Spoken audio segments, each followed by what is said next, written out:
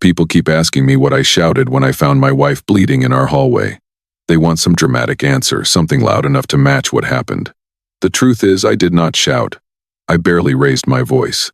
But before the sun came up the next morning, I removed my son from every part of my life he thought was guaranteed. My name is Raymond Hale. I am 64 years old from Charleston, South Carolina, and I have been married to Miriam for 37 years. Until 9 days ago, I believed I had built a strong family, not a perfect one because perfect families belong on holiday cards, and nowhere else but strong enough to survive pressure, money, pride, and bad advice. My son Nolan is 31.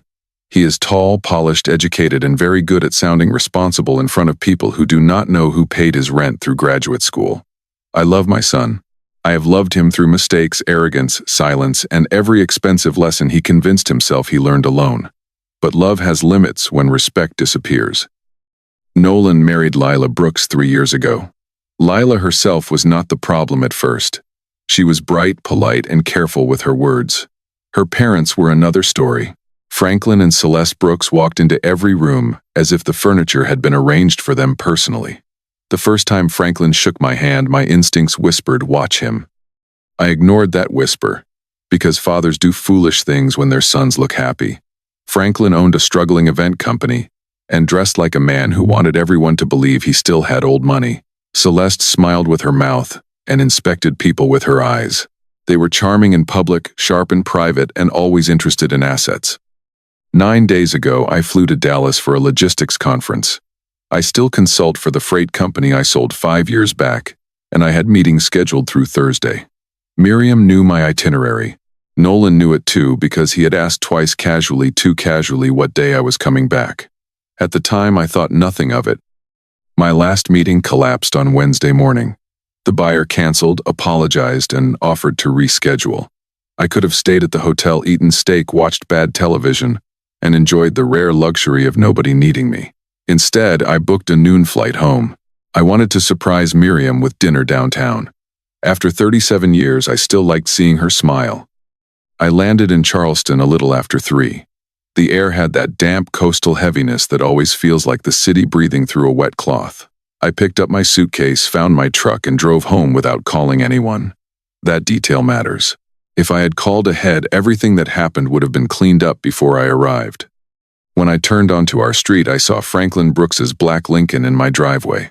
Behind it sat a blue Subaru with a magnetic sign on the door that read Low Country Mobile Notary. That was the first cold finger down my spine. People do not bring notaries to casual family lunches. Not in my world. Not in my house. I parked by the curb and sat for 3 seconds looking at those cars. I told myself there might be a reasonable explanation. Maybe Lila needed something witnessed. Maybe Nolan was handling paperwork for his condo. Maybe Franklin had finally learned how to ask permission before inserting himself into other people's business.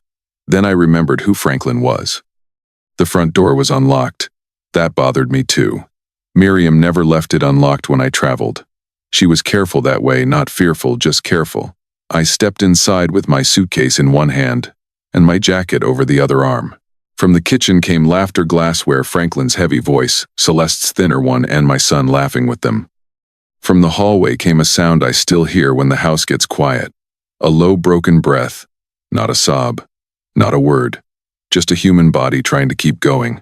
I turned left toward the laundry room and found my wife on the floor beside the console table, one hand pressed to her forehead, blood sliding between her fingers. Miriam's white cardigan was stained red at the collar. Her phone lay 3 feet away, screen cracked as if it had fallen when she did. Her eyes found mine, and the look in them nearly split my chest open. It was not only pain, it was relief. Like she had been holding herself together for one reason, only waiting for me to come home. I dropped my suitcase so hard the wheels cracked against the floor. I was beside her before I remember moving. I called 911 with one hand and held a towel to her forehead with the other. The dispatcher asked questions. I answered them. Miriam tried to speak, but I told her to save her strength. Her hand squeezed my wrist twice. That was our signal. Twice meant I hear you. Twice meant stay. Twice meant everything 37 years teaches 2 people without needing language. And while I was kneeling there pressing a towel to my wife's bleeding head, I could still hear laughter from the kitchen. My son was 12 steps away from his mother and he was laughing. The paramedics arrived in 7 minutes. I remember the number because I counted every second of them. A woman named Para led the team. Calm, focused, no wasted motion. She checked Miriam's blood pressure, looked at the monitor, then looked at me with the expression professionals use when they do not want to frighten civilians but cannot hide urgency. "Mr. Hale," she said quietly, "her pressure is dangerously high and she may have a concussion. This did not happen cleanly. She needed help before now." She said it without blame. She did not need to blame anyone. The kitchen had gone silent by then. Silence finally discovered our hallway once strangers with medical bags entered the house. I held Miriam's hand until they lifted her onto the stretcher. She looked smaller than she had any right to look, and that angered me more than the blood. My wife had held our family together through sickness, debt, funerals, births, and my own hard years. Seeing her carried out while my grown son stood in my kitchen froze something inside me. I did not follow the stretcher immediately. I kissed Miriam's hand, told her I was right behind her, and watched the paramedics roll her toward the door. Then I stood, wiped my bloody hand on a towel, straightened my shoulders, and walked into the kitchen. I had been angry before in my life. This was different.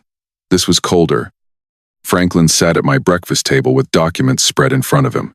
Celeste stood near the sink pail, now one hand gripping her pearls. Nolan was at the head of the table with a pen in his hand. A young woman I did not know, the notary, was packing her stamp into a leather pouch with trembling fingers. For a moment nobody spoke. Plates of shrimp salad sat half-eaten. Sweet tea sweated on coasters Miriam bought in Savannah. Franklin had the gall to clear his throat, as if he was about to manage the room. I looked at him first because I wanted him to understand he was not in a room he controlled anymore. "Get out of my house," I said. My voice was even almost quiet. That seemed to confuse him. Men like Franklin expect shouting because shouting gives them something to argue with. Calm gives them nothing. He adjusted his cuffs and said, "Raymond, I think there has been an unfortunate misunderstanding." I looked at the notary. "You too. Out." The young woman moved first. She gathered her bag so quickly she nearly dropped it, then slipped past me with her eyes down. Celeste whispered Franklin's name. Franklin did not move. He placed one hand on the documents like paper could protect him. "These are family matters," he said. "No," I answered. "This is my house. Leave it." Nolan finally stood. "Dad, please just listen." I turned my head slowly toward him. He stopped speaking. Maybe he saw something in my face he had not seen before. Maybe some buried memory told him that I was finished being the generous father who cleaned up messes before they hardened. I pointed at Franklin and Celeste. "They leave first." Franklin rose slowly, performing dignity with every inch. Celeste followed, eyes glassy, mouth pinched. As they passed through the hallway, they saw the blood on the floor. They saw the towel. They saw the paramedics at the door lowering Miriam into the ambulance. Celeste covered her mouth. Franklin's face went gray. Good. I wanted that picture burned into them. When the front door closed, the house became too quiet. Nolan stood in the kitchen, still holding that pen like a prop from a play that had ended badly. I went back to the table and sat across from him. The documents lay between us. I did not touch them yet. "Sit down," I said. He sat. "Start talking," I told him. "And Nolan, if you leave one piece out, I will know." He swallowed hard. For the first time all afternoon, he looked less like the confident husband and more like the boy who once broke a neighbor's window and tried to blame a storm. He looked at the papers, then at me, then finally began. Franklin and Celeste had been planning the meeting for nearly a month. They knew I would be in Dallas. Nolan said they believed the old Cannery Road property was basically his future inheritance, which was Franklin's phrase, not mine. It was a waterfront warehouse I bought in 1998 and saved from bankruptcy with money Miriam and I barely had. Franklin wanted Nolan to sign a family management agreement. That was what he called it. The papers would create a new entity, giving Nolan and Lila operating authority over the building, then naming Franklin as consultant with emergency decision rights. In plain English, Franklin was trying to place his hands around something I built before I was cold enough to be buried. I listened without moving. Nolan kept talking faster, as if speed might make the story sound less rotten. He claimed Franklin said it was only preliminary. He claimed the notary was there for convenience. He claimed they were protecting family interests. Every weak phrase came wrapped in someone else's logic. My son had borrowed another man's greed and called it planning. "And your mother?" I asked. Nolan looked down. That told me enough, but I waited because I wanted him to say it. He rubbed both hands over his face. "She came in when Franklin was explaining the structure. She heard him say the property would be easier to secure while you were out of state. She objected, I said. It was not a question. Miriam would have objected if she had to crawl into that kitchen to do it. Nolan nodded. She told him the building was not mine. She said you had not promised anything. She said he was trying to steal from you through me. He gave a miserable little laugh. She used those exact words. I almost smiled. Even frightened, even outnumbered, Miriam had named the thing correctly. Nolan said Franklin pushed back. Celeste told Miriam she was being emotional. Franklin said older women often got possessive about assets because they were afraid of becoming irrelevant. When Nolan repeated that sentence, I felt my hands tighten together under the table. Miriam got upset, Nolan said. She told them to leave. Franklin kept talking. Lila was on speakerphone crying, saying I needed to think about our future. Mom said she felt dizzy. She reached for her phone, I think, to call you, and then she stepped into the hall. He stopped there. His mouth opened, then closed. I leaned forward. Finish it. Nolan's eyes shone, but tears did not impress me that day. We heard her fall, he whispered. I went out. She was on the floor. She said her head hurt. She said she needed a minute. I thought she was embarrassed. Franklin said giving her attention would only escalate things. There it was. The sentence that cut the final rope. Franklin said. Not your mother said. Not the woman who raised me needed help. Franklin said. My son had heard his mother fall, seen blood, or at least seen enough, and returned to a table because a man with a fake tan and a failing business told him to. She has hypertension, I said. She has had it for 8 years. You know what stress does to her. Nolan nodded, then shook his head, trapped between guilt and excuses. I didn't think it was that bad. I stared at him. A paramedic who met her for 90 seconds understood it was that bad. You had 31 years. He flinched as if I had struck him. I had not. I would never raise a hand to my son. Words were cleaner, and that night they were sharper. I stood and picked up the documents. Who else has copies? I asked. He hesitated. Franklin. Maybe his lawyer. I nodded. Good. Then he can pay that lawyer to explain failure. Dad, Nolan said, voice cracking. I messed up. I looked at him for a long time. I saw the toddler with jelly on his face, the teenager asking for car keys, the groom smiling at me from a church aisle.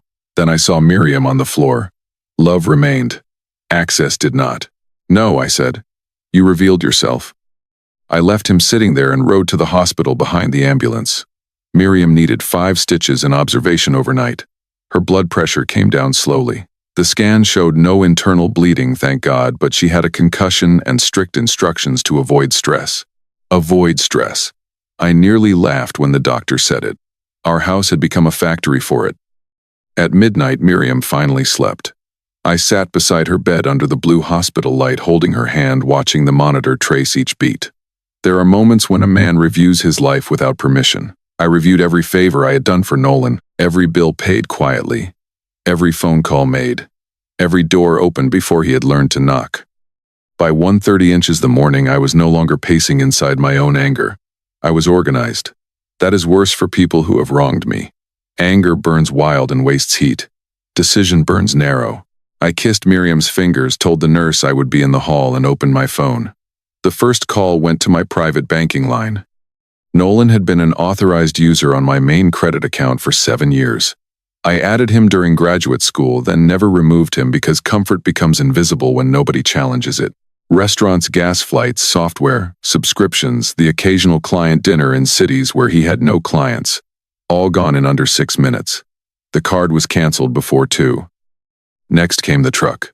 Nolan drove a GMC Sierra registered under my company's old fleet account because I had let him borrow it after his own car died. Borrowing had lasted 18 months. I logged into the account, marked the vehicle for return, and scheduled pickup through the dealership. He would wake up owning exactly what he had paid for, which was nothing. At 2:40, I canceled the monthly transfer. $2,000 on the first of every month, originally temporary, eventually tradition, then silently expected. I stared at the confirmation screen longer than the others. Not because I regretted it, but because I understood what it meant. I had been padding the floor beneath a grown man who kept choosing not to stand straight. At 3:10, I emailed my attorney, Graham Wells. The subject line was simple: Cannery Road, urgent. The message was shorter than some grocery lists. Franklin Brooks attempted unauthorized control through Nolan in my absence. Freeze all pending estate language involving Nolan. Transfer protective authority to Miriam's trust. Prepare formal notice. Call me at sunrise. Then I did something I had not planned. I opened the security app. 2 years earlier, Miriam insisted we install a camera facing the side entry after packages disappeared from the porch. It also caught part of the hallway near the kitchen. I had forgotten about it. The app had not. I watched the footage with the hospital vending machine humming behind me. I saw Miriam step into the hall, one hand on the wall. I saw Nolan follow. I saw her knees buckle. He caught her elbow too late. She hit the console table and went down. He knelt beside her for 14 seconds. 14. Then Franklin appeared in the doorway, said something I could not hear, and Nolan looked back toward the kitchen. My son stood. He left his mother on the floor and walked out of frame. A minute later, Miriam's hand reached weakly toward her phone. She missed it. I watched that clip twice because once was not enough to believe it and 3 times would have been cruelty to myself. I saved it, sent it to Graham, then turned my phone face down. At 5:58, Graham called. He had known me for 26 years and did not waste time asking if I was sure. I gave him the outline. He gave me the law. The management agreement was garbage without my signature, but Franklin's intent mattered. The footage mattered. The notary's presence mattered. Pressure on a future beneficiary mattered even more. By 7:00, Graham had instructions. Cannery Road would move fully into the Miriam Hale Community Trust, which we had drafted quietly months earlier. That was the secret Franklin never knew. I had never planned to hand that building to Nolan outright. Miriam wanted part of its income funding housing for widowed women and trade scholarships for kids who could not afford college. Nolan would have received a role only if he proved stewardship, not entitlement. Franklin thought he had found an inheritance. What he had actually found was a locked door with my wife's name on the key. By breakfast, that door became steel. Graham also prepared letters cutting off any representation, negotiation, or contact regarding my assets through Nolan. I returned home at 8:30, showered, changed my shirt, and met the locksmith at 9. The man was polite enough not to ask why I wanted every exterior lock changed before lunch. I paid extra for speed. While he worked, I stood in the hallway staring at the faint stain in the grout where Miriam had fallen. Nolan came at 10:12. I watched through the upstairs window as he parked Lila's white SUV by the curb. He walked to the front door with the tired confidence of a son who believed apology still came with entry. He put his key in the lock. It did not turn. He tried again, then a third time slower. He knocked. I did not answer at first. He called my phone. I let it ring. Then I opened the upstairs window. He looked up, startled. His face had aged overnight. "Dad, please," he said. "I need to talk to you." I looked down at him and felt no satisfaction. Satisfaction is too small for moments like that. "You can talk from there," I said. He glanced toward the street, embarrassed. "Good. Consequences should have witnesses sometimes. Lila's parents are scared," he said. That almost made me laugh. "They should be," I answered. "Franklin says this got blown out of proportion." I leaned both hands on the window frame. Franklin is finished speaking through my son. Nolan swallowed. "Mom left me a voicemail from the hospital. She said she loves me." My chest tightened because of course she had. Miriam could be lying in a hospital bed and still reach for the person who failed her. That was her gift and sometimes her danger. "Your mother loves you," I said. "That is not the same as trusting you." He looked down at his shoes. "What do you want me to do?" There it was, the old question. Tell me how to fix it. Give me the steps. Make the road safe again. I had spent 3 decades answering that question in one form or another. This time I refused to become the map. Become someone who knows without asking, I said. I told him the card was canceled. The transfer was gone. The truck was being collected. My name was coming off every professional endorsement he had enjoyed because of me. The old investors I had introduced him to would receive a simple note. Nolan Hale no longer operated with Raymond Hale's backing. Not scandal. Not gossip. Just truth. His face changed with each sentence. Not because of money alone. Money hurts, but identity hurts more. Nolan had wrapped himself in borrowed credibility for so long he had mistaken it for his own skin. Now I was peeling it back. "Dad, you're destroying me," he whispered. I shook my head. "No. I am returning you to yourself." By noon, Graham's letters went out. Franklin Brooks received his by email and courier. He called me 11 times. I did not answer. Celeste called Miriam's phone twice. I blocked her number. Lila sent one text that read, "I hope you are proud of tearing this family apart." I showed it to Graham and did not respond. Miriam came home that evening. I made the house quiet before she arrived. Fresh sheets, soup on the stove, lights, low hospital instructions printed and placed by her medication. When I helped her through the front door, she paused in the hallway. Her eyes went to the place where she had fallen. Then to me. "You changed the locks," she said. "I did," I answered. She studied my face.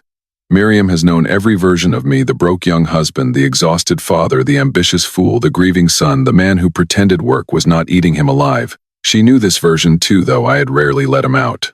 "Ray," she said softly, "what did you do?" "Everything I should have done before they thought our home was available for negotiation," I said. She closed her eyes, not in anger, in weariness. I helped her to the bedroom, tucked the blanket around her, and sat beside her. After a while, she reached for my hand. "Nolan failed me," she whispered. Hearing her say it hurt worse than hearing the doctor. "Yes," I said. No softening. No excuses. The truth deserved a clean room. A tear slipped down her cheek. "But he is still our son." I nodded. "He is. That is why I left him alive to the lesson." She almost smiled despite herself. Then she squeezed my fingers twice, and the knot inside me loosened just enough to breathe. The next morning, Franklin made his final mistake. He came to my gate in person. The camera showed him in a navy blazer, sweating through his confidence. He pressed the intercom and announced that he wanted to settle this man to man.